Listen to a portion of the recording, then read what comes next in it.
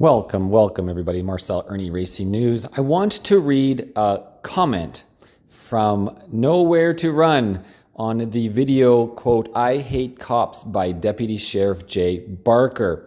If you haven't seen the video, go check it out. And pretty much their Deputy Sheriff Jay Barker goes into details about why he hates cops, why there's good cops, bad cops, and breaks it down. Good people and bad people in all professions. But in policing, they are supposed to be serving the community, and they're in a position of authority, which makes it 10 times worse. Let's get on to the comment. Thank you. I will tell you the real reason why policing sucks in Canada.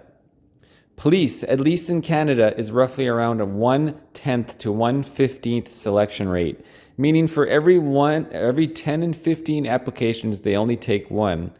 It used to be the best of the best, but not anymore.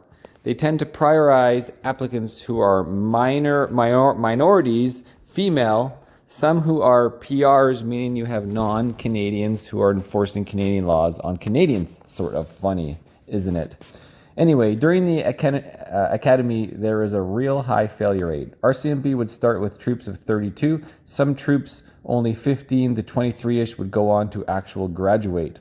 For menus, they also tend to fail quite a large number of people in the academy now. These academies, especially Depot, have facilitation teams that do not have the best interests of the cadet, probationary, constable.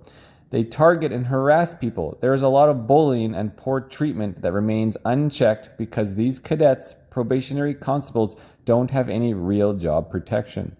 This creates a culture of lying, cheating, and backstabbing prior to even stepping foot in the field. A lot of shady things happen inside these training academies. Then, after that, there is a large 2-year in-field probationary period plus field training where they rid more people. You might think this is a good thing, but a lot of the people who get rid of are the good ones, the ones who are invested in community policing and truly want to serve the public. They rid the people who stand up and refuse to toe the line. Some it is warranted, but a lot of it is not. You can see this in lawsuits put forward. The problem with policing isn't the training time.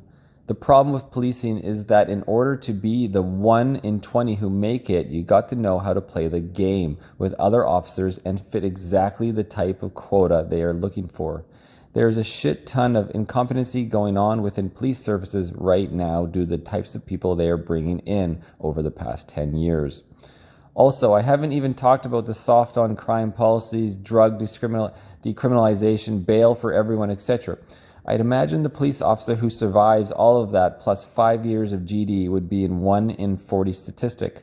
A lot of police constables didn't make it past 5 years of GD for various reasons. Many of it has to do with bullying, harassment, targeting done in the workplace that remains unchecked. Just as a little sidebar, I am actually familiar with this. I actually dated a girl from France, and she came to Canada and she quit the French police force because of this very thing. The things that they would do to the cadets, shaming them, forcing them to do these rituals, like literally making them shit on each other. And she just could not take it. And then when you're actually a police officer, the fact that you really can't uphold the law due to the policies and the people let go and then the bail and reform and then the police harassment, of course, on this female police officer and the complaints and the internal complaints, nothing gets solved. It all just piles up and gets worse. So she quit the police force because of several of those reasons. In summary, policing isn't easy. It just attracts a certain personality type. Many who don't make it, and the ones who do are harsh to work with and deal with as people. Cluster B personality disorders.